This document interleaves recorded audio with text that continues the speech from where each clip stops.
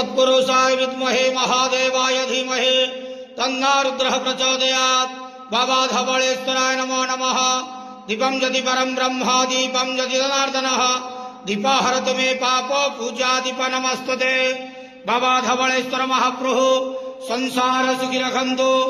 आज शुभ गुरुवार रे समस्त श्रद्धालु भक्त मानक आशीर्वाद करंतु, मनस्कामना पूर्ण करंतु, कर्म क्षेत्र उन्नति करंतु, ग्रहरिष्ट मान खंडन करंतु, जगतर मंगल करंतु, विश्वर कल्याण करंतु, आपण नाम प्रकाश करंतु, सेवकर डाक श्रवण करंतु, समस्त गुआवसा भक्त मानकर मनस्कामना पूर्ण करंतु। बाबा धवळेश्वराय नमो नमः। संसार सुखी रखंतु, आनंद घेवार। हरि बोलो। आज शुभ गुरुवार रे समस्त श्रद्धालु भक्त मानक आशीर्वाद करंतु, आनंद घेवार। हरि बोलो। बाबा धवळेश्वराय नमो नमः।